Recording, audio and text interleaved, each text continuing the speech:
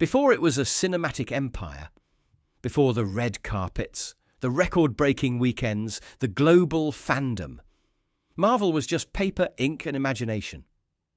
It all began in 1939, during the Golden Age of comics. Back then, it wasn't even called Marvel. It was Timely Publications, a small outfit riding the wave created by Superman and Batman. Their first big hero, the Human Torch. Then came Namor the Submariner. And in 1941, they introduced a star-spangled soldier, Captain America. Steve Rogers punching Hitler on the cover. That wasn't fiction. It was propaganda, pride, and promise. Captain America sold nearly 1 million copies a month during World War II. But after the war, superheroes faded. People wanted cowboys, horror, romance, and by the 1950s, Timely had shrunk. It rebranded as Atlas Comics and limped along chasing trends. Then came the man who would change everything, Stan Lee. He was a kid working in the company's offices since age 17. By the early 60s, he was ready to quit, tired of formulaic stories. His wife said, "If you're going to quit anyway, write one story the way you want to." So he did. He teamed up with artist Jack Kirby and created the Fantastic Four. No secret identities, no capes, no perfect morals, just flawed, bickering heroes who felt real. It was a hit, and that moment birthed Marvel Comics.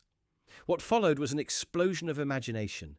Spider-Man, Iron Man, Thor, the Hulk, Doctor Strange, X-Men, Black Panther. They weren't gods among men. They were men and women with problems. Peter Parker worried about rent. Tony Stark battled alcoholism. The X-Men were hated for being different. Marvel turned comics into a mirror for society.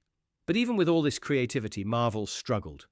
Through the 80s and 90s, the company faced bankruptcy. Literally.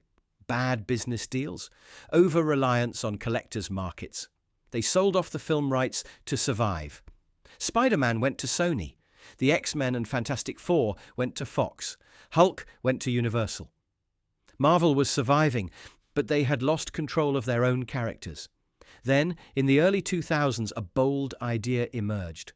What if Marvel made their own movies? People laughed. Studios didn't trust them. They had no rights to their most famous characters. So they turned to what was left.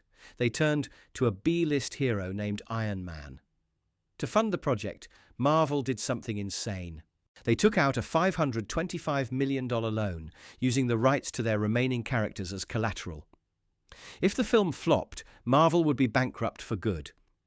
They hired Jon Favreau to direct, cast Robert Downey Jr., a talented but controversial choice at the time. And in 2008, Iron Man hit theaters. It wasn't just a hit, it was a phenomenon. Then came a 30-second post-credit scene.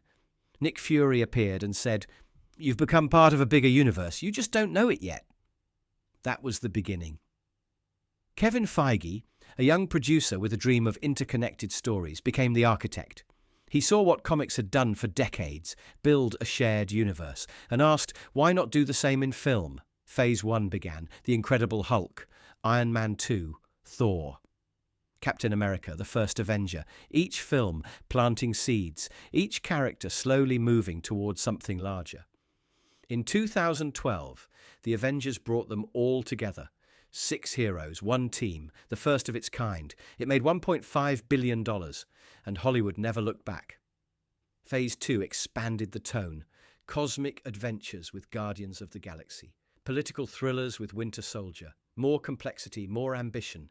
Phase 3 raised the stakes. Civil War, Doctor Strange, Black Panther, Spider-Man Homecoming, Thor, Ragnarok. All leading to a galactic threat. Thanos.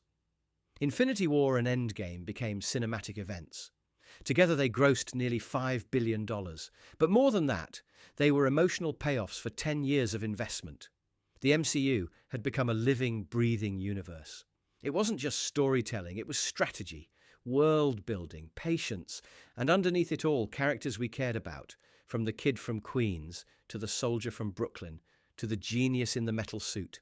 Marvel Studios didn't just build a billion-dollar brand, they redefined modern mythology. They taught the world to cheer again, to cry for heroes, to believe. And it all started with a comic book company that almost didn't make it, with a man in a cave, with a risk that changed everything. That's how Marvel built a billion-dollar universe.